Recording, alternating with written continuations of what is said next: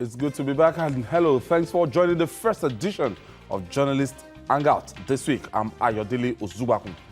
Today on the program, defeated PDP candidate reject results of Ekiti governorship election. Benue State Governor Samuel Otom drops hint about leaving the All Progressive Congress. And later on the show, France wins 2018 World Cup. I'll be hanging out with Babajide Kolade Otitoju and Charles Ideho. So if you're ready, let the hangout start now.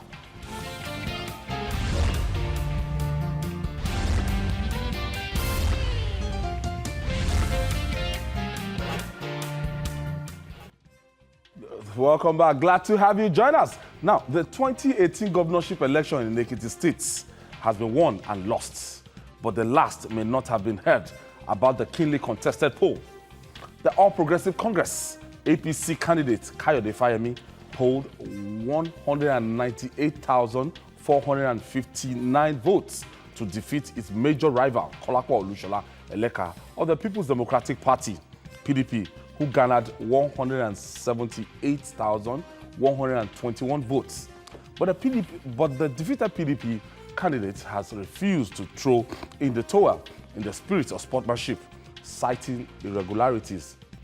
Eleka described the results announced by the Independent National Electoral Commission, INEC, as falsified and vowed to challenge it in court. Now, the battle will shift from the campaign field to the courtroom.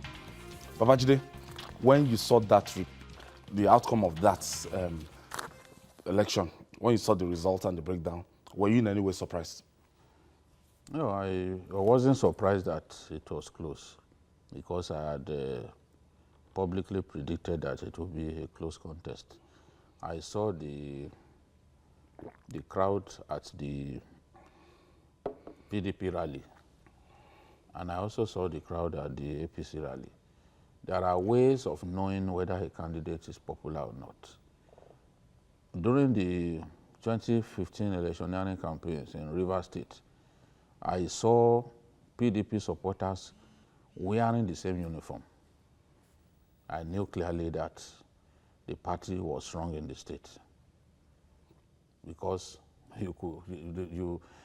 it clearly showed that it was not a rented crowd. Organized. Now, during the PDP rally in Ekiti, at a point, Fayose told them to show their PVCs. And I saw that majority of the people, at the rally, raised up their PVCs. I knew at that time that this man still has support. He may not have paid salaries in a long while, but somehow he has support. You can hate him more than anything. The reality is that Fayose is a very popular politician. We may not approve of his ways, his attitude of not respecting elders, which he has demonstrated since I've known him as a politician. I remember how he used to abuse even the way of Ado Ekiti, at that time, abuse Afebayola, and Obasanjo got angry and once said, a man who abuses people, elders in this way, definitely does not respect his own parents. Obasanjo was forced to say that back then in 2006. So he has his problems, but what you can't take away is his popularity. You must admit that he's popular. The outcome of this election shows that he's popular. You can't take that away. It was neck on neck. You can't take that away, no matter what you say. 8,000 votes. Look, that election, the way it went, says something clear. This is the closest governorship election in Nigerian history. I've never seen. I challenge anyone to, on Facebook, I challenged someone who was arguing with me that it was not close. I said, okay, mention any other governorship election that is closer. We pointed at the governorship election in Plateau State in 2015, and that was a 54,000 margin, 40,000 margin. We are talking about 19,000. We are talking about 19,000 here. Fayemi won in 12 local governments, and he had 197,000 votes. Eleka won in 4 local governments and had 178,000 votes. And they won Ado Ekiti and Ekere. Yes. The voting bloc. Usually, usually in the state capitals, ruling parties always struggle in state capitals. Go and check the pattern of previous elections. In state capitals, ruling parties always struggle. Whether in Benue, look at throughout the time that Suswan was there. In fact, Suswan would struggle and would not even win the polling station in the government house. In Bayelsa, the current governor struggled to win the state capital because the state capital is usually cosmopolitan. You have people from different tribes, people, you know, so, and they will not always agree. But if someone does well in a state capital, where you have the bulk of the civil servants of the state, it underlines the fact that that person is popular. So that fact is clear. Nobody can take that away, that Fayose, despite all his troubles, his ill manners, is a very popular fellow. And his popularity translated to the votes that his opponent, I mean his candidate, his preferred candidate, got at the end of the day. But looking at the way everything panned out, I think that by and large, the wish of the people prevailed. Because there were people that I spoke with who told me, look, we didn't want these soldiers. But at the end, sometimes even when we are quarreling on the queue, they will be the ones who will just walk up to us and say, no, stop this fight. And they did it peacefully. And that's why, despite the acrimony that went with the campaign period, no loss of life was recorded. Yes, we may. It's a big surplus. I quarrel with the excessive deployment. 30,000 soldiers to one of the smallest states in Nigeria, in my view, is excessive. But I'm happy that at least the election went without the usual bloodletting and other things that we usually hear about on election day. Yes, there could have been ballot snatching here and there. It's all part of contesting elections in Nigeria. We've not reached that stage in which you can look at a Nigerian election and say, look, this election is perfect. Charles, yes. When you want to look at what INEC did, any improvements from what they've done in the past? Yeah, I think the one I would like to see is the deployment of their materials. It was almost hitch-free. I understand they also deployed a kind of technology where they were able to monitor you right from the CBN to wherever you were going to. If your vehicle happened to, the tracker happened to stop on the way, you were going to be queried, what were you doing there? So I think it's an improvement, a lot of improvement from what we had in Edo and Ondo, Ifo, even Anambra. So one just hopes that as we continue to mature in a democracy, some of this technology will be deployed and then also be used maximally for us to be able to say, okay, at least we are getting somewhere. So I haven't said that, but I also want to also praise Ekiti people, just like what Jide said now, for their behavior, their conduct. Okay, so because even before now, most of us were afraid that you were going to have violence. You look at the campaigns that people were speaking dagger and using daggers, but it became like an anticlimax. What we found that it was an anticlimax on the exactly that went to the hill. So we need to applaud the Ekiti people for coming out that way, and they indeed have told that their education is not wasted. So they are educated and they perfectly conducted themselves in a manner that we will take as a template to other states. We have Osun coming up. Which rivers can be that? No, I don't want to go to River first. I want to still stay with it. No, we are taking the template to other places. Well, that's the first place. That's the first place that you should take the template. Okay, when we're talking about violence, right? Yes. So I hope, thankfully, the Rivers people are also watching us. So we have a lot to borrow from Ekiti. Let the politicians speak dagger, but nobody should use any dagger. When we get in there, let's conduct ourselves as people who are civilized. You don't need any military man to use the koboko on you to do what is right. Go over there, what the requirements are, provide them, do your voting, and then stay away from there. This is what Ekiti has told that even in Nigeria, we can get it right. We can get it by removing violence in our midst, by removing ballot snatching, just as INEC is making it increasingly difficult for people. Even when you snap ballot now, it's going to be useless. It's going to be useless, almost useless, because INEC has constantly been updating its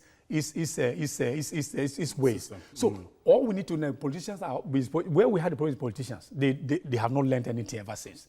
But we just hope that Ekiti, as I said, will provide a template for what will be in Osun that is upon us, and then later in Rivers State, so that we can begin to applaud, to say, yes, indeed, we are maturing. Babajide, this is a particularly, close election. What are the issues that helped Kayode Fayemi secure this narrow victory? No doubt about it. I think the strategy of the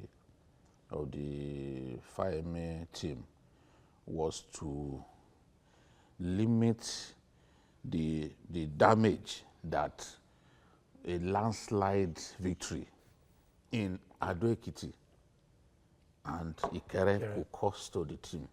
So they tried their best. They concentrated their energy on those two local governments, because it's those two local governments that traditionally determine who becomes governor. So they concentrated their energy on those two local governments to the point that, yes, they lost to Eleka in those two local governments, but they made sure that the gap was narrow. Because right. if it wasn't narrow, there was no way that Fayose would not, Eleka would not have carried the day. Because up till like 6 p.m., some of the people who were calling, because of the results coming from Ado, were already thinking that the PDP will carry the day. Yes. But they worked hard.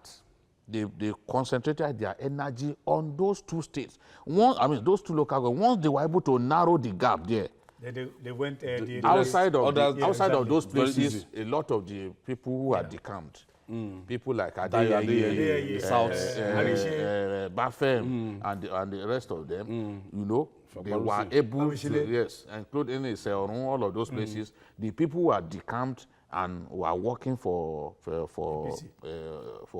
APC were able to ensure that the APC carried the day in those areas. So, and they carried the day, and in some cases the margin was wide. So they were able to make up for lost ground in those two local governments, because everyone expected that Fayose having picked this deputy from Ikere, there been a landslide. Having picked Eleka, having picked this deputy from Ado, would do well in Ado Ekiti. In fact, the margin of Ogunshakin's win in his polling unit was huge. So, and then Fayemi also picked his deputy from Ado Ekiti. But it is clear that the other the PDP candidate was more popular. That's right. Because even in that ward, even in Fayemi's deputy's ward, he was beaten. They also won, yeah.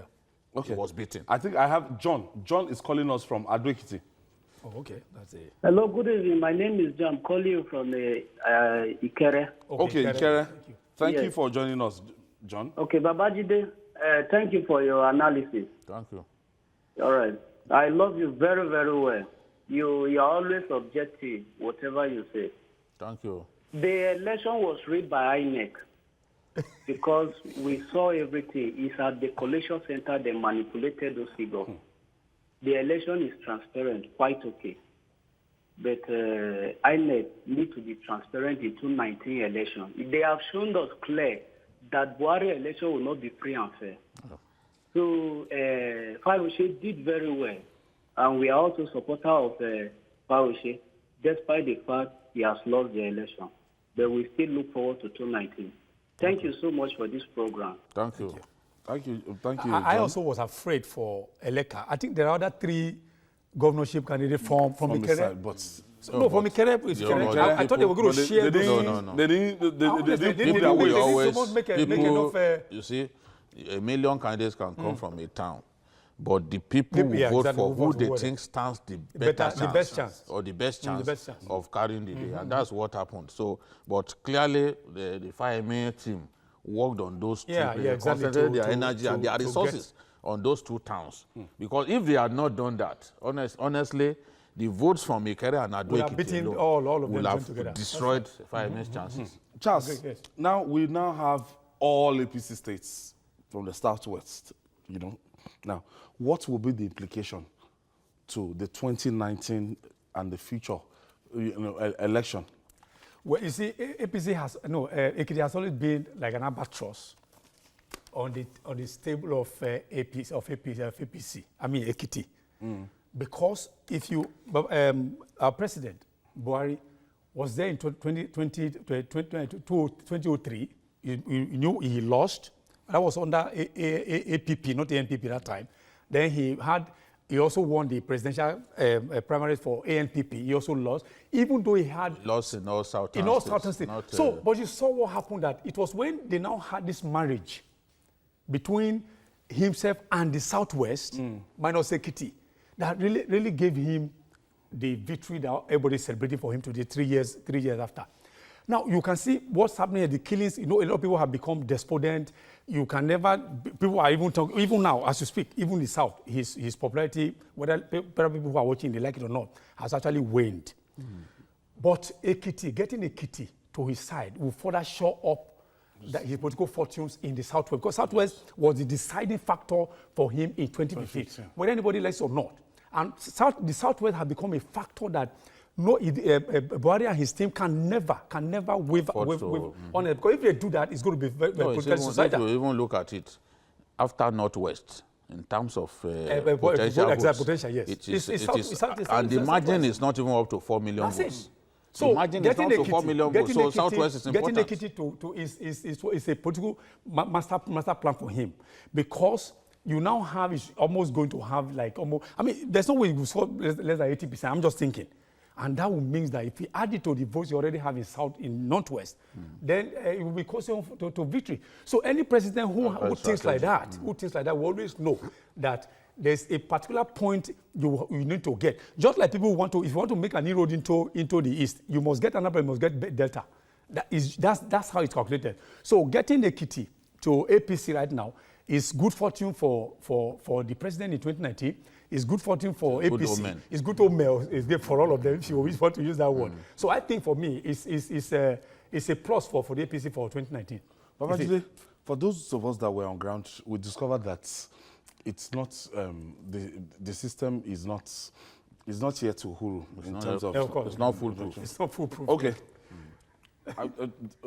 Let me pick this call. Samuel is calling us from Lagos. Thank you for joining us, Samuel. Good evening, sir. Good evening, Samuel.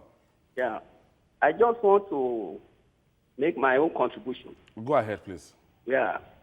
I can, okay, thank you. Yeah. I can say that what really happened in Ekiti is like a Stalin theory, Stalin of Russia.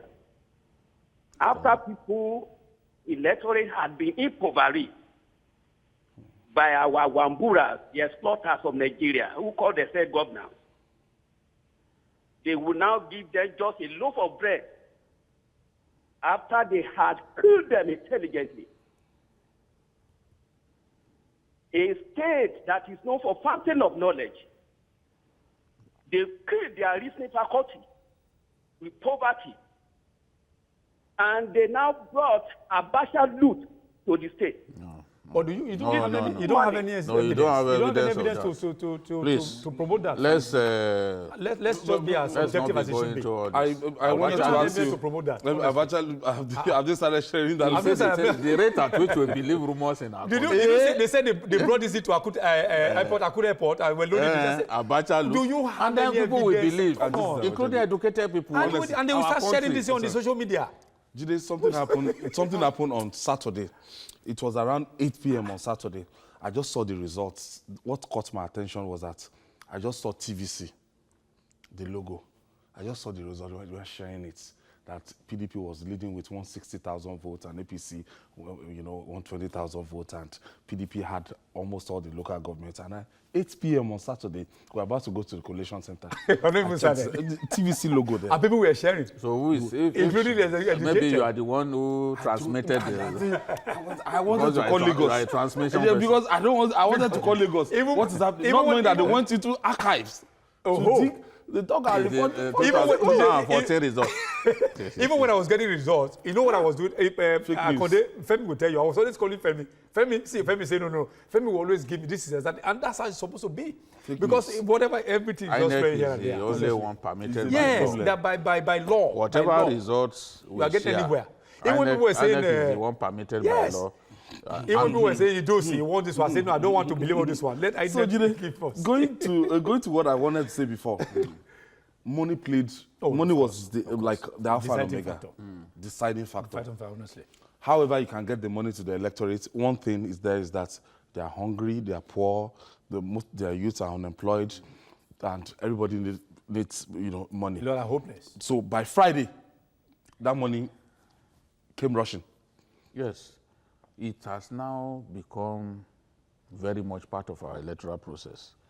And if you are not prepared to give people money, you are not likely to win. Even rallies, people are given money to show up at rallies.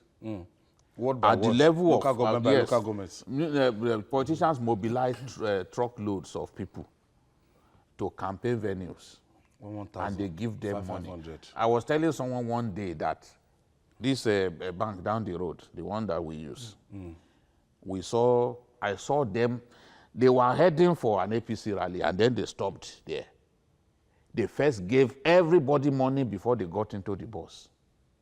So it's not, and I know that it's not APC alone that does it. PDP does it, but I saw that one. That was in 2015.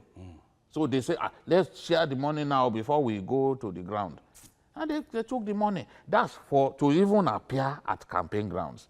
Now, on election day, we have perfected the art of bribing the voter to the point that you can look at votes like all this 197,178 and actually attach a figure to each of these. Yes, it's possible. This must have cost also amount of money. It shows the depth we have sunk. The depth of degeneracy that we have sunk to in our country. That if people, I remember it was not even in the north, it's a problem, but it wasn't this bad. I remember on election day in the 90s that someone put leaves on his head and said, look, I'm up for the highest bidder. So it's always been with us, but it has now so degenerated in the last 2-3 years that every election you will expect that people will be bribed. And when they are bribed, they will show someone will be standing somewhere to be sure that indeed that money that you took, you actually voted for them. Yeah, you voted by my party. So it means now that you see prospective voters, they will just Yeah, turn they their will- back over we- so that the agent will see it. That's right. You It voted for my reinforces party. the point that politics is for the highest bidder in our country. And people do not have money like you and I. We will not make a headway in politics. Jide, we were saying Because we won't something. be able to find money to bribe these people. Remember, we were talking about something yesterday on phone about these primaries of the thing. Yes. And somebody was telling me that, in a particular state now, they said, No, but that they want. No, that- it's the thing. Osun now, they're asking for direct primaries. Because if they don't ask for direct primaries, one, the kind of primaries that we conduct now is extremely expensive that's for right. candidates. You have to move people from different parts of the state. Delegates. How's I I mean, mean, delegates. put them in hotels. You put them in hotel, You will have to and then you bribe them, like yes. it happened in Ekiti. Yes. Some candidate paid as much as 250,000. Then you give them Per what they call delegate. allowances. 250,000 per delegate. That's One it. candidate. Delegates. And then the vehicle that will convey them, you also have to pay Don't for. Do you want know? that small Do you know what? expenses. Do you know what someone is saying?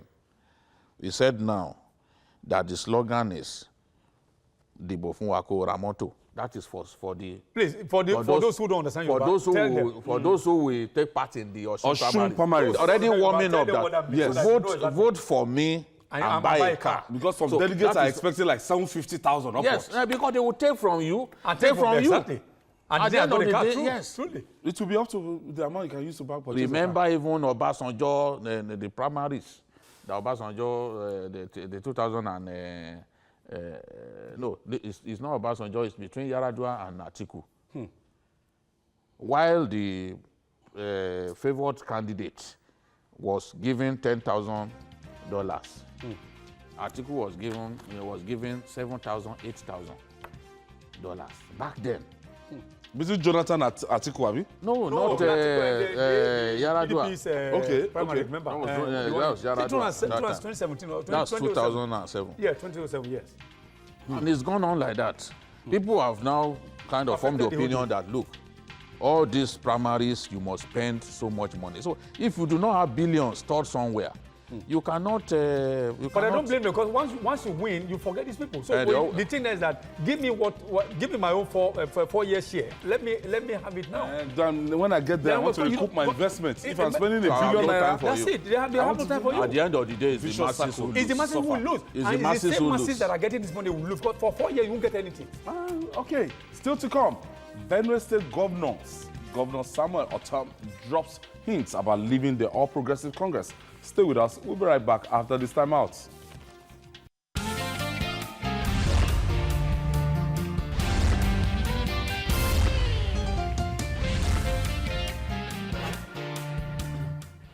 It's a groundbreaking program of the year, Journalist Hangout. Benue State Governor Samuel Otom has dropped a hint that he would quit the ruling All Progressive Congress.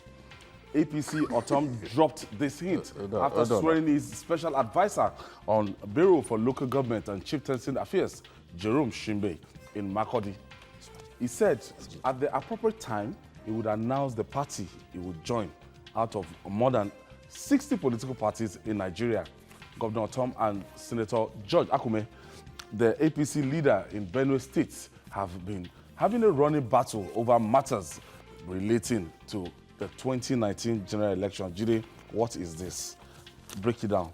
Yeah, we know for a long time it has not been rosy for your term within the APC.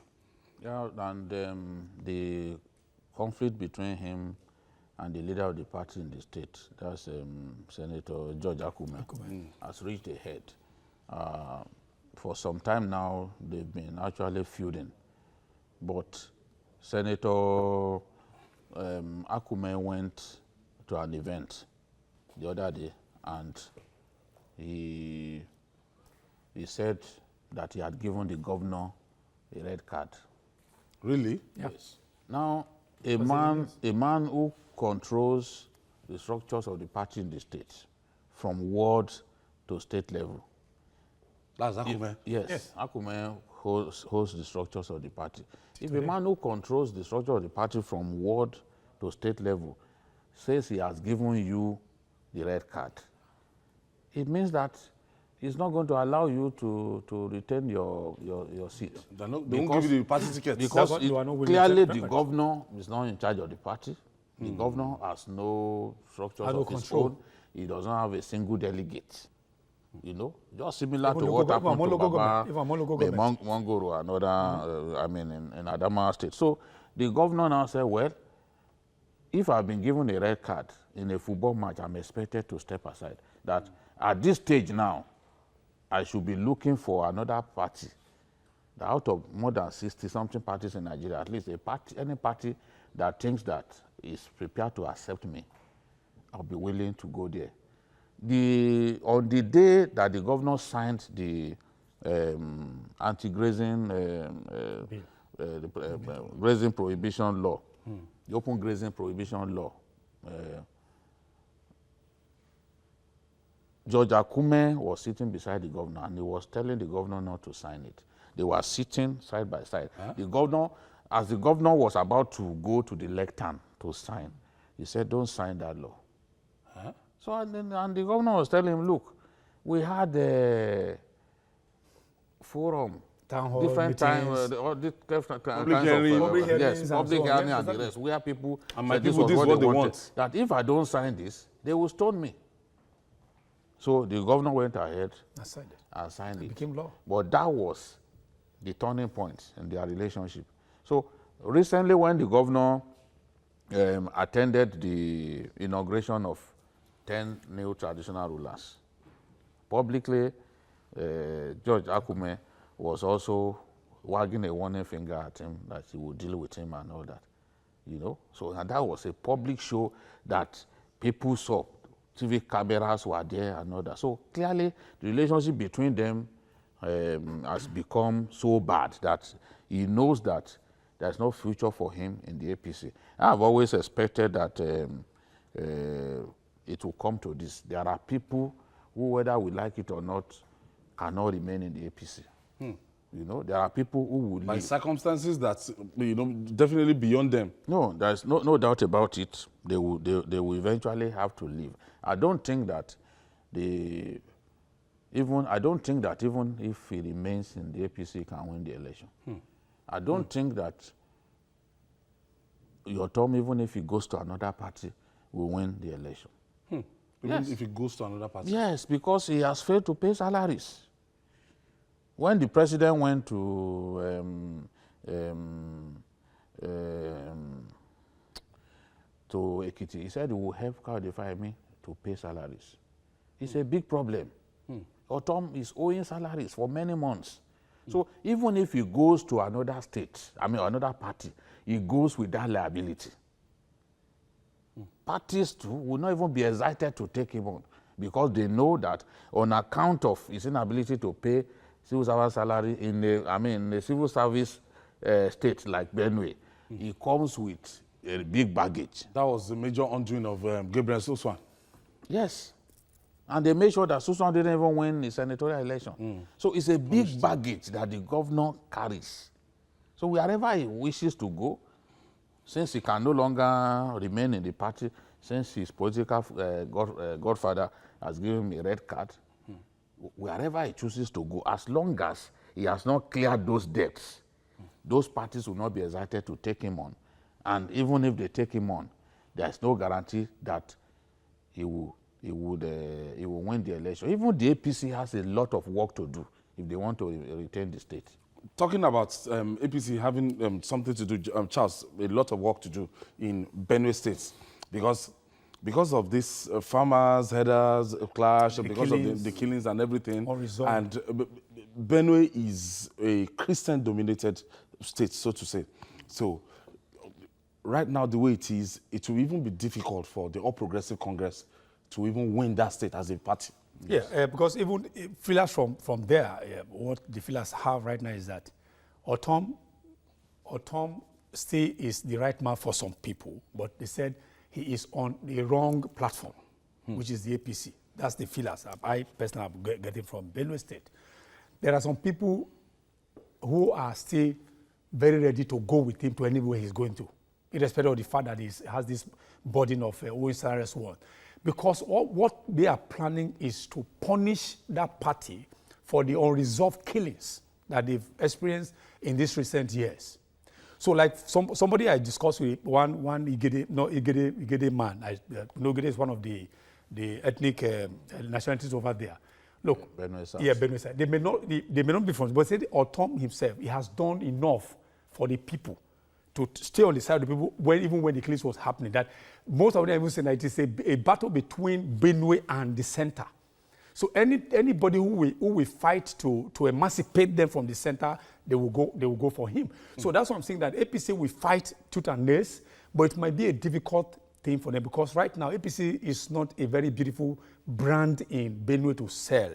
So even if you go bring an angelic candidate to fly that flag, the brand itself has a problem within that state. So they must do a lot of work, underground work and so on. Again, if of course, they still have some time to go. If we now begin to have these cases resolved, people are being arrested, and then the killing, for instance, is brought to stop. The killing stop. Again, then APC people might begin to take another look at it. But if what we are having now, what's right now continues, and then there is no end in sight, the brand APC will be difficult to sell in Benue State. Whoever will fly that flag is going to be a tall order. At a point in time, your term was even seen as inciting the people against government, and he wasn't talking like an APC member for a long time.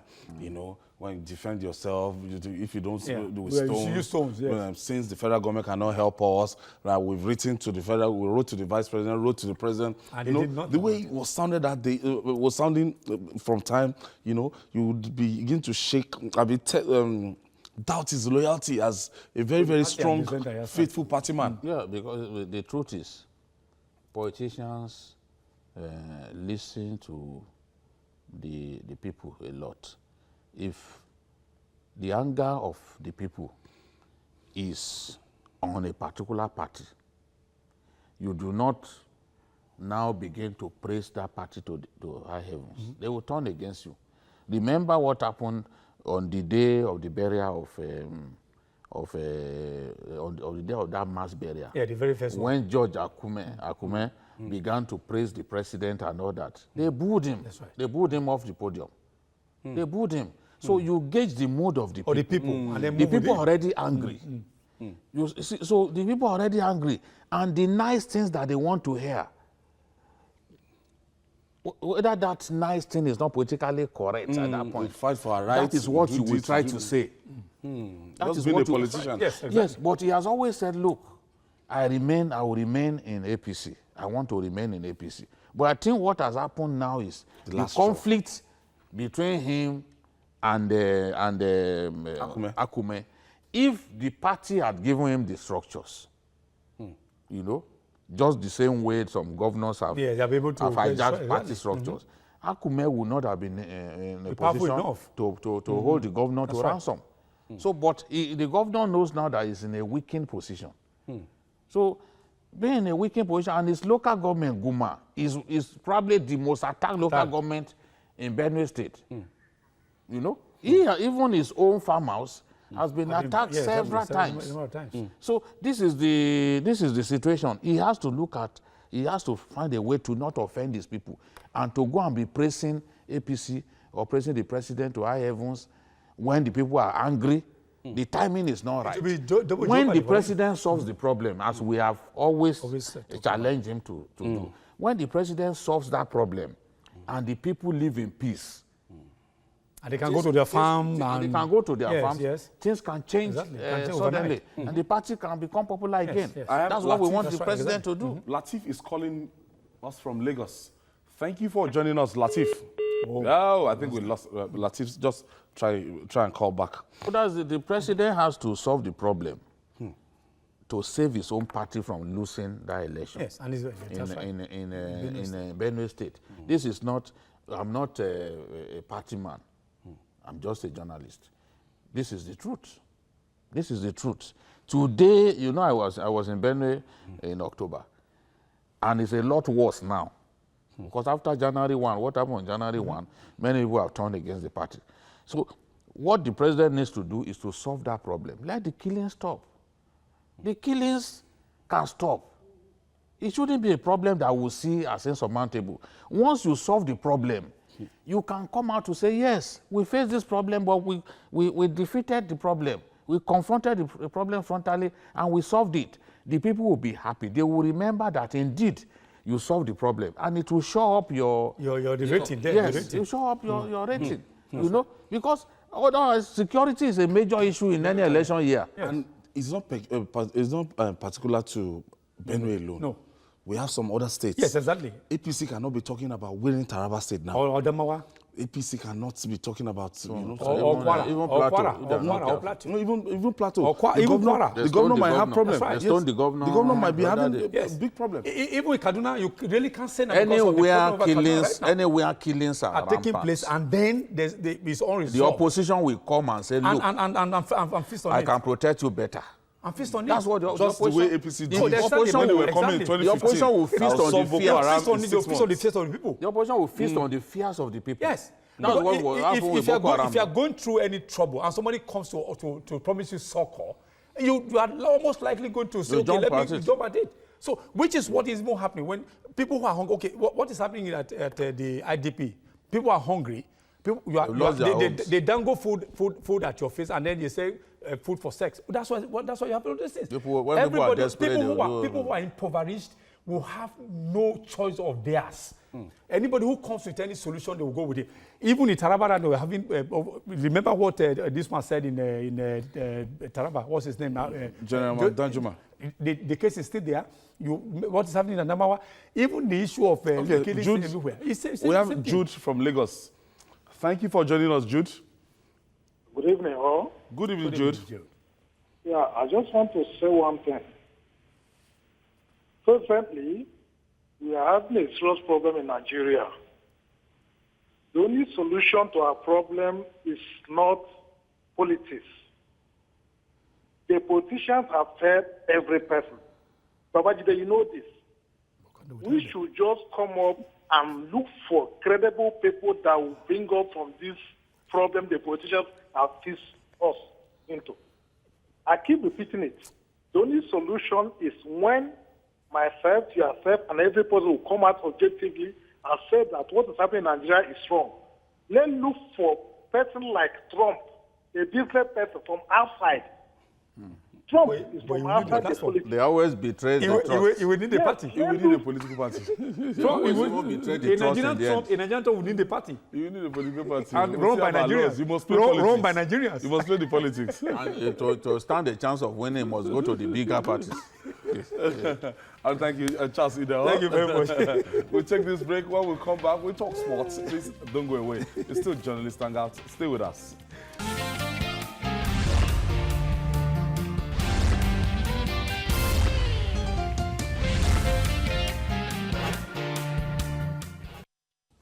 Welcome back. On Sunday, the curtain was finally drawn on the greatest soccer spectacle on the planet. That's the World Cup Russia 2018.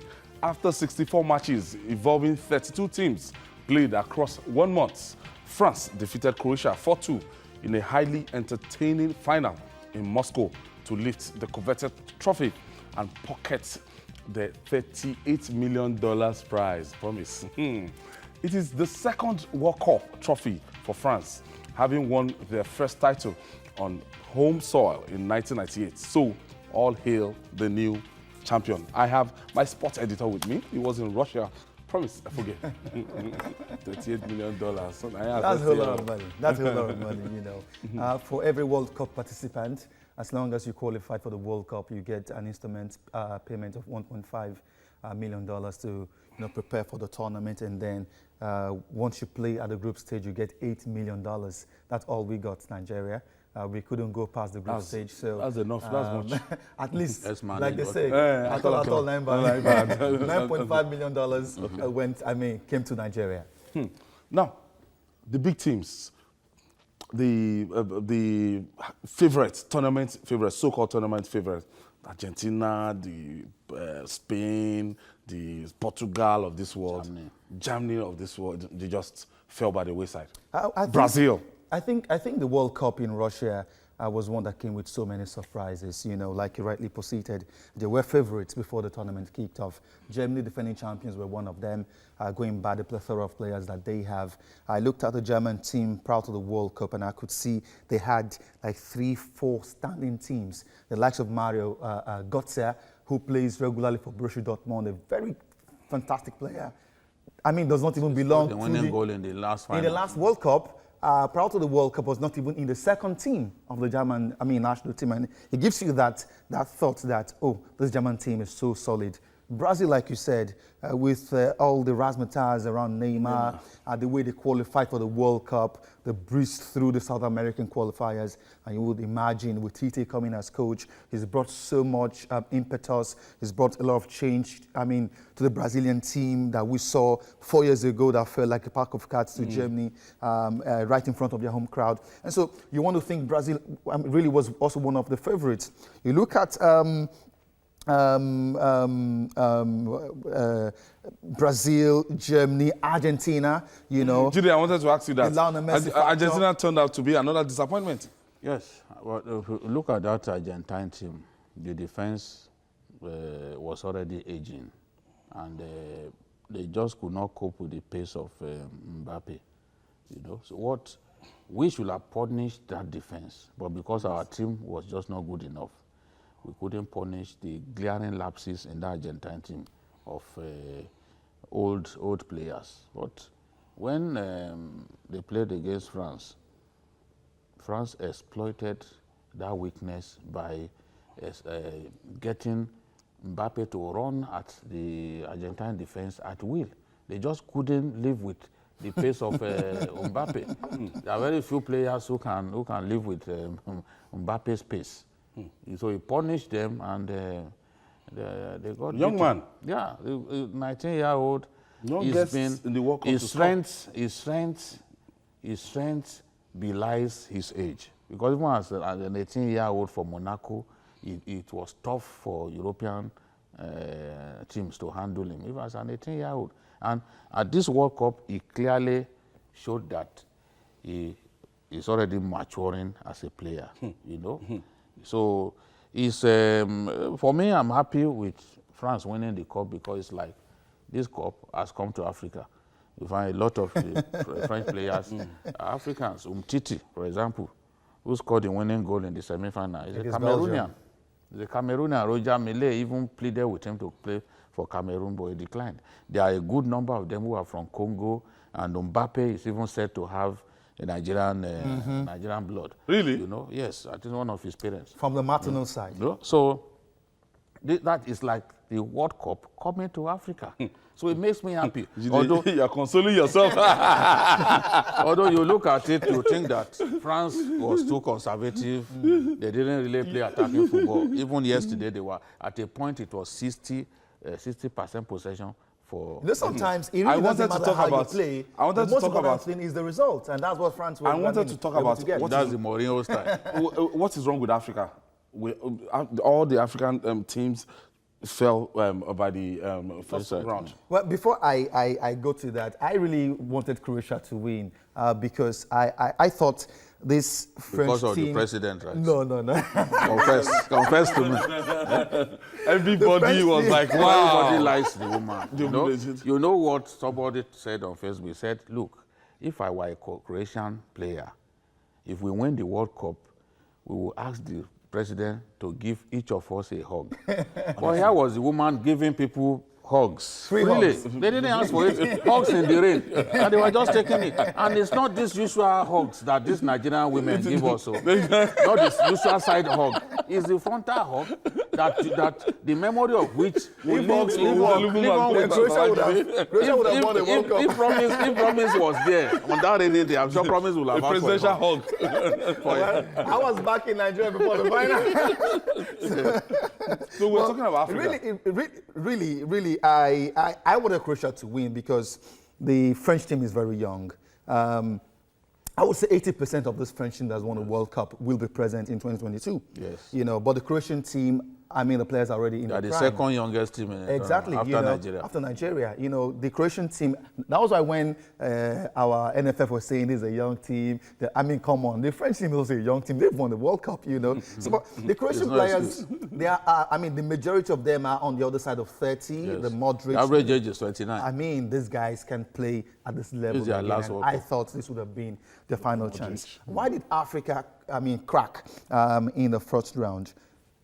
Like he said, the French team is an African team, but they went all the way to the final and they are champions. The environments are different. We don't have the environment for excellence.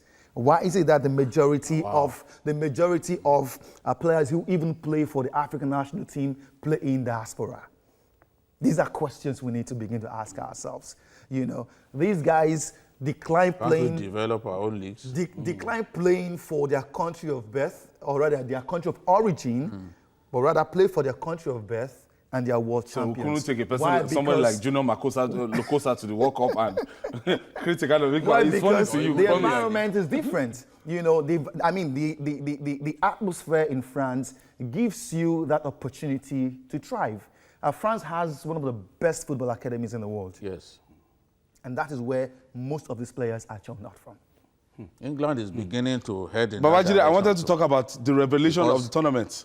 As in, there are some teams, Belgium, Ukraine, Uruguay. As in, there are some teams that at the end of the day, I didn't expect, like England too, I didn't expect England in to my get that view- far. England, in my view, is the Surpassed expectations. is the biggest success of that tournament. They even emerged as the best passing team in the tournament.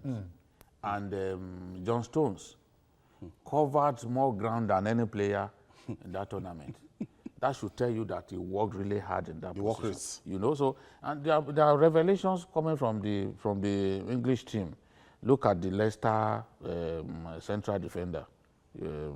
What's his name? Maguire. Maguire. You know, many people didn't give them a chance. With a young coach in Gareth But he's a young coach, 37-year-old coach. Southgate, it used to be... And England had the third... yeah. England had the third youngest team in the tournament, which means a lot of these players in the English team will be back in 2022. People like Dele Alli, who is 22. People like the Manchester United striker, who is 20. Pogba. No, not Pogba. Okay. I mean England. Okay, sorry. Yes, Rashford. Rashford is 20. Marcus Rashford. Lingard is 25. You know? So they have many young players, you know, who play who play. I expect that even Pickford, one of the revelations of the tournament, fantastic goalkeeper, the England keeper, will be able to go to at least 3 World Cups from now because they are all young and they played well. The usual kick and follow football that English teams play. We didn't see that at this tournament because the coach ensured that even from defense, tactically, he brought in players who could hold the ball. The 2 central defenders, they could hold the ball excellently. They were very confident on the ball. So from there, the attack, they usually build the attack of the English team. So you find that England completely jettisoned the idea of this route 1, kick and follow football, which made people think that, oh, rather than caress the ball, they treat the ball with hatred. Promise, what happened to the South Africa Warhouse? South American warhouses, yeah, Brazil, and yes, warhouses. Well, for Lionel Messi, I was, they were one of our, opponents at the group stage. I really wanted Argentina to go through because I'm a fan of Lionel Messi. This would have been his, his parting shot. I really thought the World Cup 2018 in Russia would be his retirement benefit, but that didn't happen. There were talks around the fact that being his last World Cup, possibly, he would give his all. But we all know he selected the team. Never won anything at national. They had problems Lionel within Messi's form has been nosediving even from club level, and that's really had an effect in his performance at the national team level. But I think for me, the greatest flop at the World Cup was Neymar. Highly celebrated, so many noise around him. But he was, busy falling and rolling on the floor all through. Hot-tempered. Yes. But I think Pogba redeemed himself a little bit towards the end of the competition. I didn't expect so much from Pogba, but he began to play like a true leader from the quarterfinal stage. Gentlemen, what happened to Nigeria? Where do we go from here? That team. Well, it's a young team, like we've always said. Retain the coach. The NFF president Amadou Pinnick told me in Russia that the idea of always changing the team, flushing the coaching crew would stop now. There has to be continuity.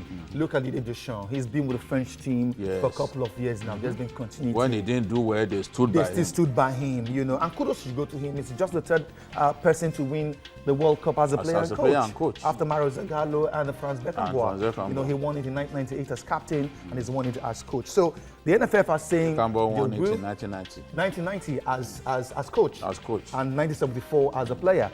So the NFF are saying, let's continue with this team. We've got the Nations Cup qualifiers coming up very soon. Let's qualify for the Nations Cup, play well at the Nations Cup 2019. We just need to work on our weak areas. We need a qualitative central midfielder, a very creative central midfielder. That was lacking in this competition. The guys of JJ Okocha. Yeah, someone who could control the game. We have that in Kelechi Nwakali, who unfortunately, the Nigerian scouts, we're not doing the job. They were not doing the jobs.